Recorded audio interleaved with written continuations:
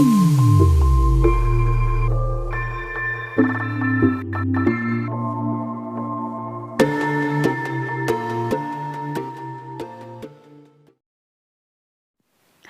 and welcome to my channel. This channel is all about reading audiobooks from Erin Hunter or similar books. The book I'll be reading today is called Alpha's Tale and is a super edition within the series Survivors, written by Erin Hunter. Chapter 4. The plenty of long light never lasted forever, and the long pause came as the trees turned golden. The deer grew warier even as they dwindled in number, because the long paws hunted with a ruthless efficiency.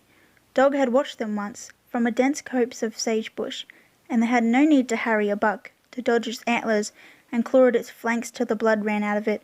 They raised strange weapons to their shoulders, loud, stick-shaped weapons that spat death, and the deer died without a struggle. And so the deer were moving on. Yesterday's find had been lucky.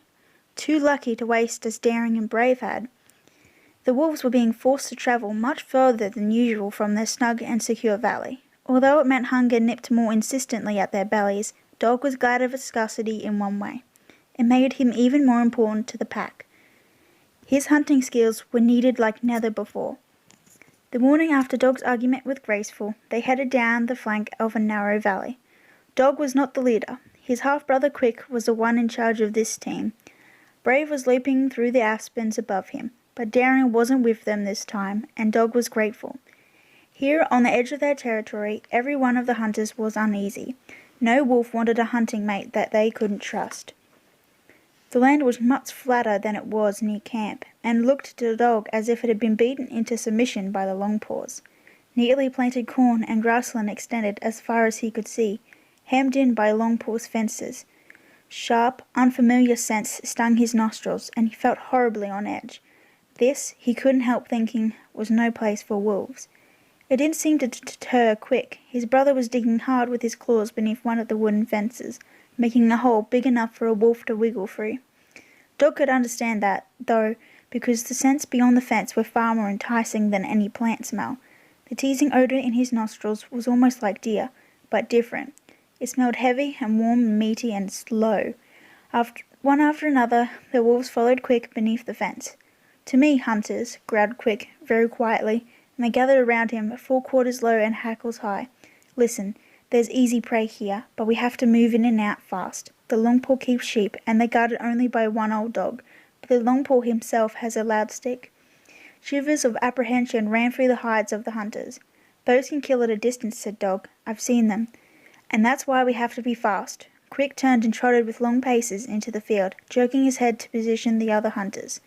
Dog was only a few strides from Quick's left flank, and he obeyed his leader, as any wolf should, he thought grimly, but the closer they came to the sheep, the greater the uneasiness in his belly. As Quick slowed his pace and flared his nostrils, stalking closer to the oblivious fluffy white creatures, Dog halted and growled. "I smell something else, Quick." "A Longpaw? The sheepdog?" Quick's fangs were bared as he licked his chocks hungrily. "We'll get out faster if you're quiet." "It's neither. It's like other wolves," insisted Dog. "Can't you smell them?"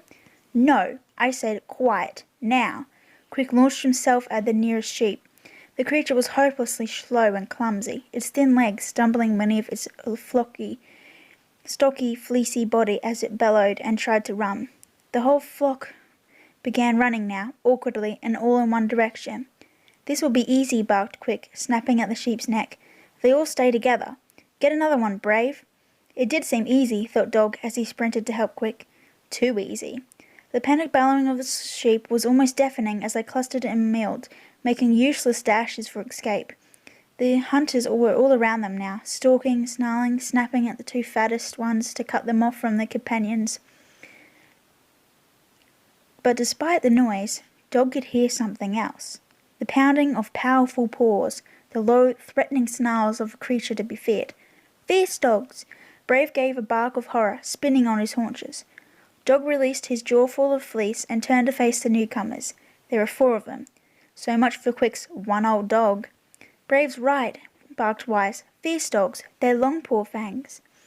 Strong and sleek, their black and brown hides burnished and their ears trimmed to sharp, erect points, the fierce dogs seemed to be all white savage teeth as they raced across the field. Fangs? Barked Dog, aghast.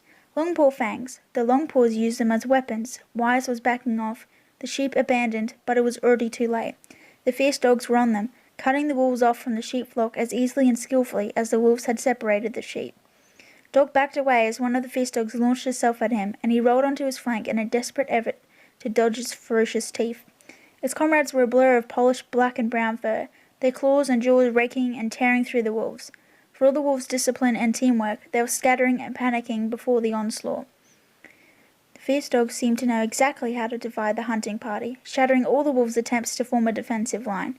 Quick rolled and lunged for a fierce dog's belly, but the creature dodged with slick efficiency and lashed out a savage paw, sending him tumbling away from the other wolves. Dog couldn't even go to his half-brother's aid. He was faced down by a snarling dog too big for him to pass, its paws planted determinedly on the grass. Its lips curled back right to the gums, displaying terrifyingly long teeth, and was stalking forward with definite glinting eyes. Somewhere to his left he could hear Brave's high panicked barks as a fierce dog drove him back. "Retreat!" barked Quick. "Retreat!" Dog needed no second telling. This was a mistake. With a last snarl at the attacking fierce dog, he backed away and spun, lowering his tail to flee. Brave and the others were running too, tails tucked between their legs, but Dog suddenly skidded to a hop, snapping his head back. "Where's Quick?" The others didn't even pause to listen. Brave was already scrambling back under the fence, and Wise had simply leaped the fence in his panic, crashing against the top rail but catching it with his forepaws as he fell back, then scrambling desperately over. Dog turned, his tail quivering. The fierce dogs weren't giving chase. Ignoring the fleeing hunters, they were hunched over a great figure on the meadow, snapping and tearing. Dog felt his shoulders stiffen. "Quick!" He could see blood spattering as the fierce dogs tore at his half-brother, all their attention on him now that the other wolves had fled in disarray. They would rip out his throat. Dog bunched his muscles and sprang into a run, back toward Quick. His paws pounded across the level meadow and he didn't even take a breath to bark. So when he slammed into the nearest fierce dog, it was taken completely by surprise. It tumbled and he rolled with it, snarling and biting. The others jerked back from Quick, stunned. Quick's legs flailed as he fought his way back onto all fours, panting, bleeding from deep scratches. There was a light of terror in his eyes. "Run, Quick!" barked Dog, just as the first fear dog recovered, sprang upright and flung itself at him. Quick needed no second telling. Bushy tail pinned tightly between his hindquarters, he fled toward the fence. As Dog made him to follow, he heard the snarling breath of the fierce dogs behind him. They were all focusing on him now, and he felt claws rake his haunches. Dog staggered. He swerved, recovering, and veered back toward the fence. But the fierce dogs were even more organized than he'd expected. Two of them were coming at him on each flank now. Desperation gave him a burst of speed, and he caught Quick's yellow eyes staring from the other side of the fence. Quick made it. At least he made it out. "Dog, faster!" His brother's howl rang in his ears and gave him extra strength, but an instant later it was drowned out by a distant bang. Dog's paws slid sideways as fear clenched his heart. That was the loud stick. The other wolves knew it too. They were all running away from the fence now, even Quick, dashing for the trees and for safety. "Wait for me! Wait!" A massive blow struck him. One of the flanking fierce dogs had barreled into him, and he was flung sideways, his balance lost altogether. An instant later he crashed into the ground, landing awkwardly on his flank. He felt a blinding pain in his skull. A fierce dog plunged into him, fangs bared, holding him down with big, heavy paws. He lay stunned, waiting for the killing bite, but it didn't come. The world had blurred, and the smells of the air and the meadow made no sense. Even the birdsong sounded distorted and echoing. Even the birdsong sounded distorted, and the panting breaths of the fierce dogs as they sniffed at him, and the scratch of their claws on the earth.